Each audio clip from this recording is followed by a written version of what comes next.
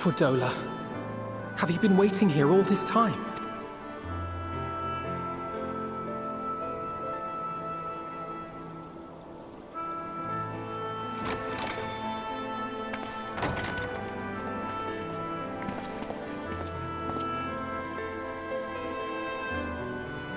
We have done what we can.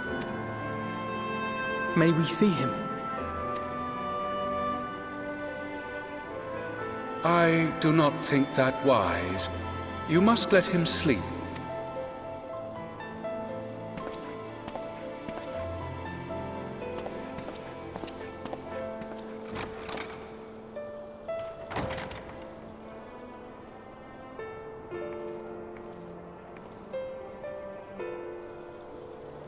Thank you for bringing him back. He owes you his life. I just wish I had been there. Perhaps, I don't know, perhaps I could have... Could have what? Got tempered? Don't flatter yourself. You can't save everyone. No one can. Not even the warrior of bloody light. People die all the time, for no good reason. And those who take up the sword die quicker than most. If you're going to shed a tear every time a soldier falls on the battlefield, you'd best stay away. It's no place for the weak of heart. It may be that victory cannot be won without cost. But all life is precious, and I refuse to shrug at its loss.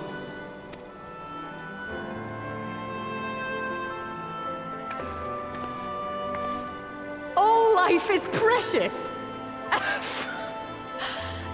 You need to grow up, little man. Before your sparkling ideals get everyone killed.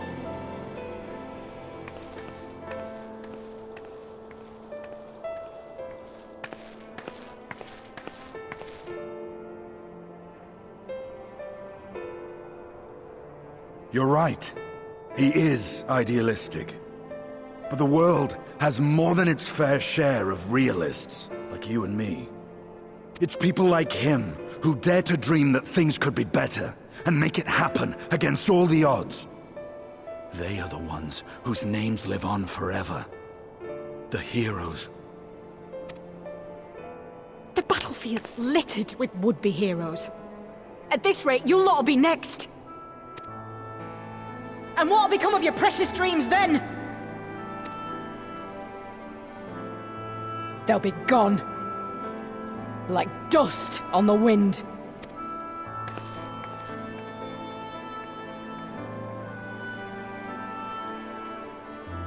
Dreams worth fighting for don't die so easily.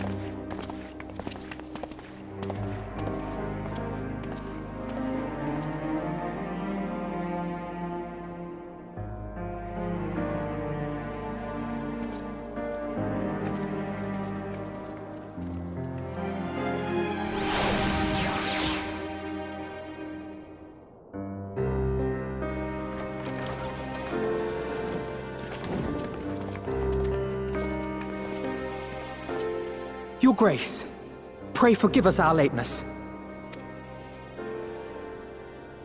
Think not of that. I understand a close comrade of yours was wounded in the line of duty. Arenvold. It was at the Alliance's behest that he risked all, and we are grieved to hear of his condition. Rest assured, he will receive the finest care our chirurgeons can provide. On that you have my word. Now, we would share with you the findings of the mission. Pippin, pray relate to our guests the details of Fordola's account.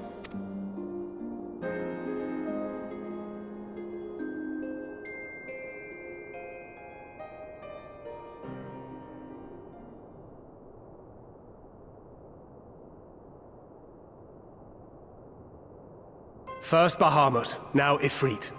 Or Lunar Ifrit, as Fan Daniel would doubtless have it. 'Tis now all but certain that the towers were conceived to facilitate the summoning of primals by those imprisoned within.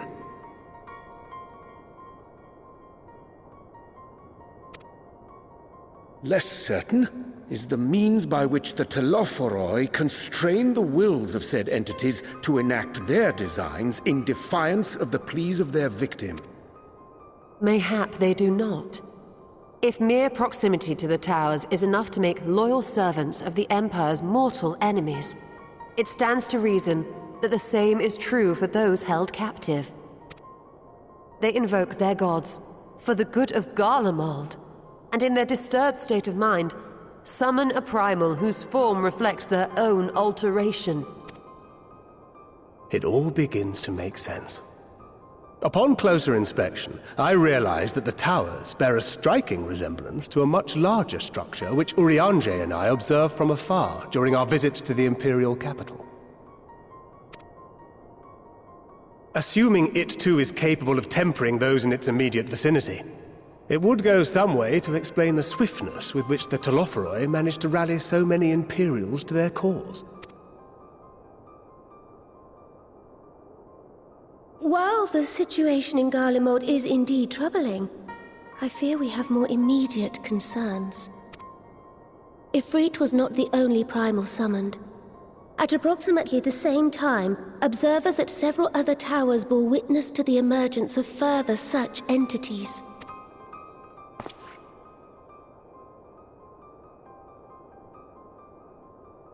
For a blessing, none appear to wield aught approaching the destructive power of Bahamut, and the Grand Companies are moving to deal with the threat even as we speak.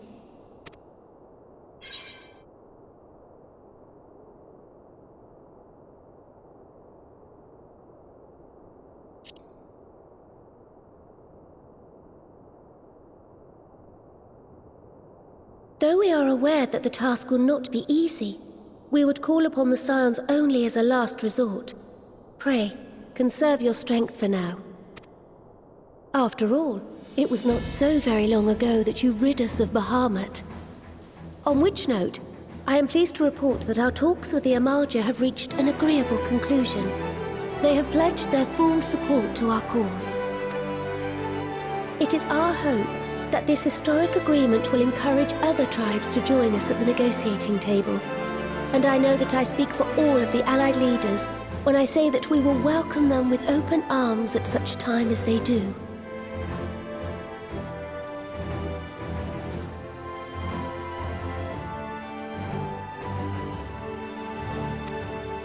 Of course, this was only made possible by the feats of heroism performed at Paglfan. Moreover, we shall not allow the sacrifices of those fallen in battle to have been made in vain.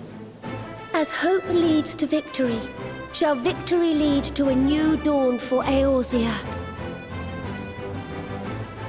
May these words ever be our guide, Your Grace.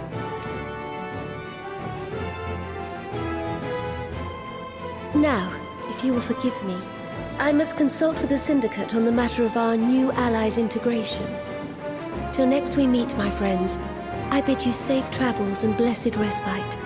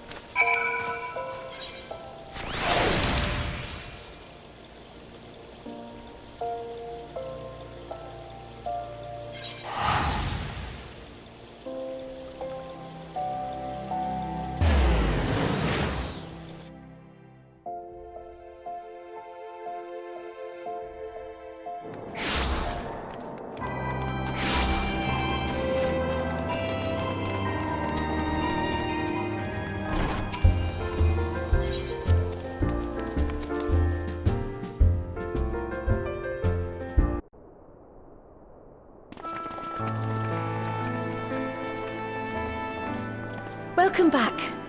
I expect you must all be exhausted. Ere you take your rest, however, I would beg a moment of your time. Thanks to Arenvold's selfless efforts, we may now be confident that we understand the function of the towers. But many questions remain regarding the reason for the summonings and what lurks behind the looming edifice in Garlemald. Until such questions are answered, we will struggle to devise an effective strategy for thwarting the Telophoroi's stated aim. Nothing less than the destruction of this star. And so, given the gravity of the situation, I move that we petition the aid of Sharlayan. 'Tis possible the ancient knowledge preserved within our archives may hide a clue to our enemy's methods. But given Sharlayan's established policy of non-intervention, our former colleagues are not like to aid us in its discovery. Oh, I well remember what they're like.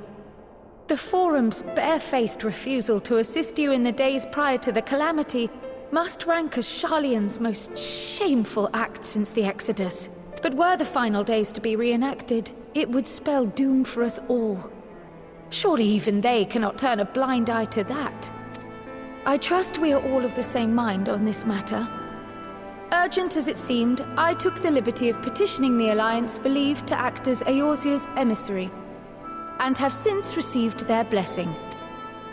I presume your role as a student of Baldessian will carry some weight with the Forum? One can but hope. If truth be told, our organization has been a shadow of its former self ever since the disappearance of the Isle of Val. But the name does still retain some degree of prestige. I only pray it will be enough. If there are no objections, I shall depart for Sharlayan at once. But before I do, I should also mention the other matter to which I would devote some time during my stay.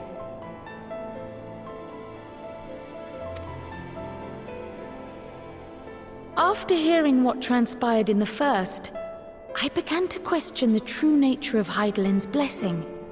A topic I have discussed at some length with Y'shtola.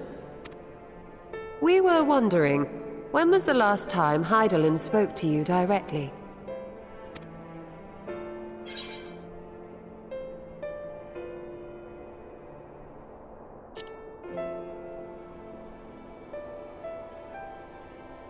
When you regained her blessing, was it not? But never since. Not in all your time in the First, when you faced the Unsundered, the very heart of Zodiark. History shows us that Hydaelyn is able to awaken the echo in her chosen, convey her will directly, and grant the blessing of light. To our knowledge, however, she has not sought to intervene in man's affairs for some considerable time. Might not the explanation for that lie with her choice of champion? Mayhap she is content to trust in her judgment. Mayhap she is. But following my initial discussion with Kryl, I made inquiries of my own, and as far as I'm able to tell, Hydaelyn has not made her will known to anyone. During my time in the First, the Oracle of Light spoke to me through Reen. But that was not the will of Hydaelyn. It was Minfilia herself. Indeed. And while she and Hydaelyn were inextricably linked, Minfilia yet acted of her own volition. A messenger, yes, but one who spoke with her own voice. I wonder, could Hydaelyn's silence suggest the presence of some disruptive force, perhaps? Some obstacle to communication? While I share Urianger's high opinion of your conduct, I see no reason why she would deny you her guidance altogether. Then again, who am I to say? The fact is, we simply don't know. But if the explanation is to be found anywhere, I can think of worse places to look than the archives of Sharlayan, and their research on the Ethereal Sea in particular.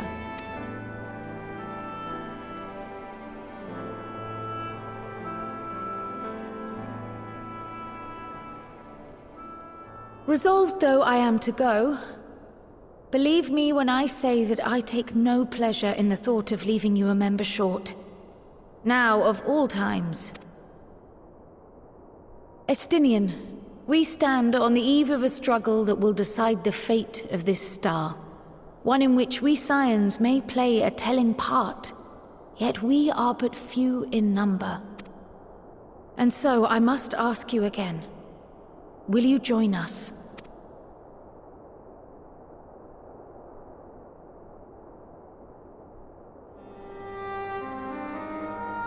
You see the world the way you want it to be.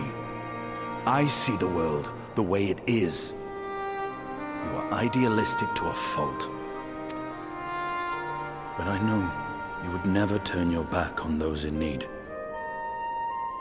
Never close your eyes to their suffering. And somehow, your deeds lend truth to your words. I have seen others draw strength from your belief. In Ishgard, in Alamigo, you inspired them to stand up and fight. To win, no less. And even when you lost those you held dear, you carried their spirit with you and made their memory your guiding light. The burden of so many hopes and dreams would be too heavy for most to bear. But you bear it willingly, as you have shown me. Some dreams are too important to let go. If you have need of my strength, it's yours. After all you've done, how could I refuse?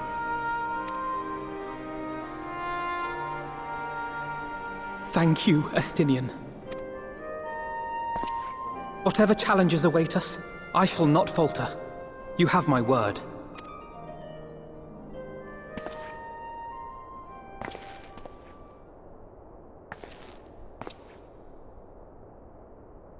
And now, I may bid you farewell.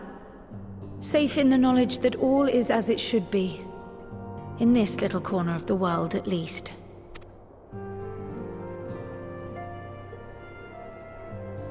You will be sorely missed. Tread warily in Sharlayan, and do try not to let the Forum embroil you in their politics. A forlorn hope, I know, given the individuals involved. I shall do my very best. Farewell.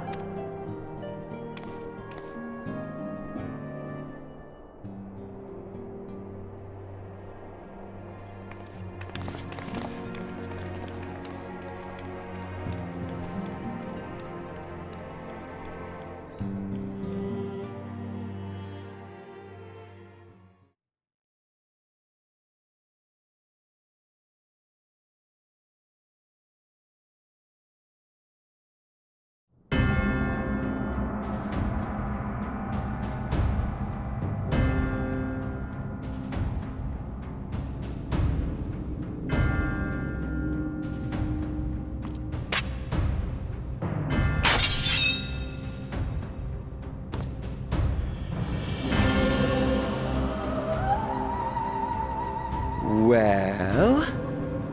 does this one meet with your approval?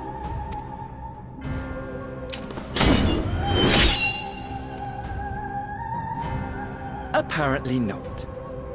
Or... could it be that you're still upset about the dragons? You are unwise to remind me of so costly a failure.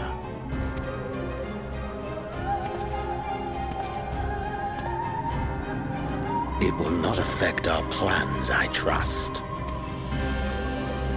Oh, hardly at all. Though, admittedly, the chances of us being able to procure any more Mericidian dragons are rather slimmer following Tiamat's reappearance. Oh, but the seeds have been sown, my lord. We have only to wait for them to quicken. Speaking of preparations, is it safe to assume that you will be ready to control you-know-what? The hour draws nigh. This nation, forged for Ascian ends, will finally prove its worth. A mighty empire, now no more than an instrument of this star's destruction. What a pleasure it will be to put it to use. Which brings me back to our earlier topic. My lord, while I appreciate that it is not an easy decision, it really is past time you chose your weapon. There is one that I have been meaning to test.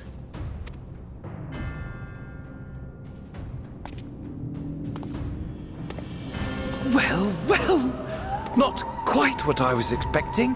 Though I will say, it does seem rather apt.